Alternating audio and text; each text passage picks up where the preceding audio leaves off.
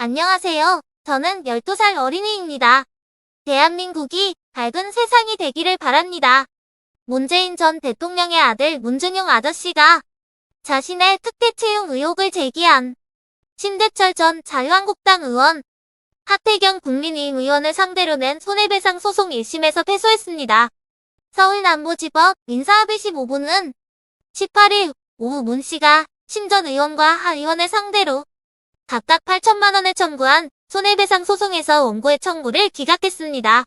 지난 2017년 3, 4월 신 전 의원과 하 의원은 보도자료 등을 통해 문 씨가 한국고용정보원의 특혜를 받아 채용됐다는 의혹을 제기했습니다.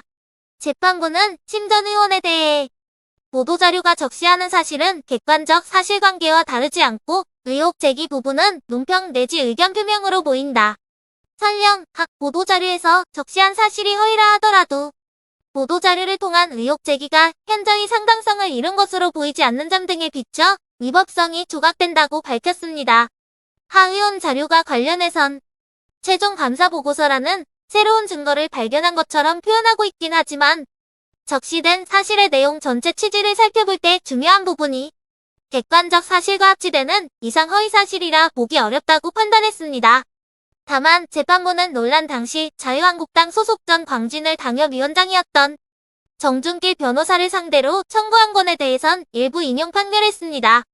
재판부는 정 변호사가 2017년 5월 진행한 자유한국당 중앙선거대책위원회 현안 관련 브리핑과 지명수배 전단 형태로 문 씨의 사진을 편집해 작성한 포스터에 대해선 단순 의견 표명에 불과하다고 봤습니다.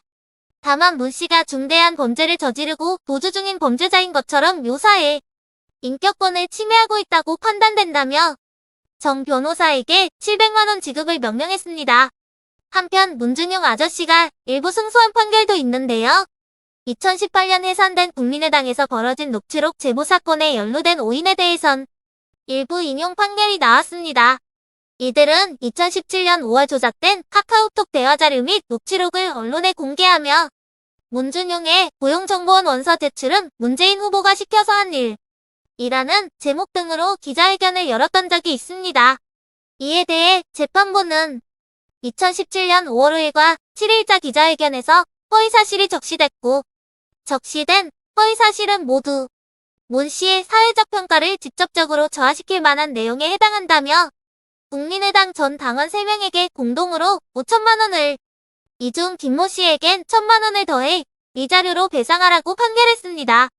다만 함께 사건에 연루된 이모 씨는 고해 또는 과실로 불법행위에 관여 방조했다고 보기 어려운 점, 국민의당을 계승한 민생당은 당시 피고들이 해당 기관 대표자가 아니었던 점, 이런 점들을 고려하여 손해배상 책임이 없다고 봤습니다.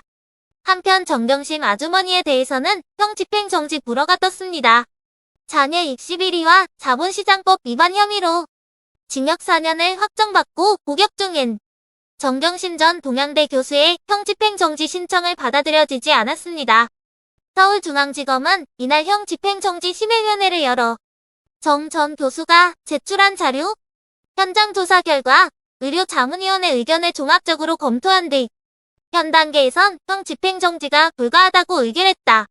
서울중앙지검 관계자는 형 집행정지는 순수하게 의료적 관점으로 살펴보는데 의료자문위원들의 의견은 물론 다른 사례에 비춰봐도 현 단계에서는 필요성을 인정하기 어려웠다면서 심의 결과를 존중해 불허가 결정한 것이라고 말했습니다.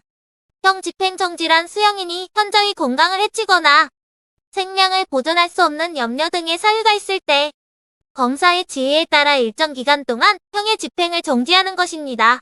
검찰은 인검을 토대로 검토 보고서를 작성한 뒤 법조계, 의료계, 학계, 시민단체 등이 참여한 심의위원회를 열어 형 집행 정지 여부를 판단한다고 합니다. 정 전 교수는 징역 4년을 확정받은 뒤에도 남편인 조국 전 법무부 장관과 함께 아들 입시 비리 혐의로 1심 재판을 받고 있다. 변호인에 따르면 정 전 교수는 지난 6, 7월 구치소 내에서 4차례 낙상 사고를 당한 뒤 허리 통증과 다리 마비 증상으로 약물 치료 중이고 지난달 22일 재판을 마친 뒤 허리 디스크 파열 진단을 받았습니다. 정 전 교수의 변호인은 신청 당시 입장문에서 허리 디스크 외에도 고관절 고도, 골다공증, 뇌수막종을 동반한 뇌종양, 다발성 뇌경색증이 확인됐다. 구치소 내 의료체계의 한계로 정 전 교수가 제대로 치료를 받는 것이 불가능하다고 주장했지만 심의위원회는 받아들이지 않았습니다. 이에 댓글이 5,000개가 넘게 달렸습니다. 잔인하다. 지독하게도 괴롭히는구나. 잔인한 검찰놈들 천벌을 받으리라. 디스크 파열이면 화장실 처리도 제대로 못하는 지경일 텐데 진짜 극악무도하다. 등의 반응이 있었습니다. 여러분들의 생각은 어떠하신가요? 댓글로 남겨주시기 바랍니다. 오늘도 시청해주셔서 감사합니다. 밝은 세상이었습니다.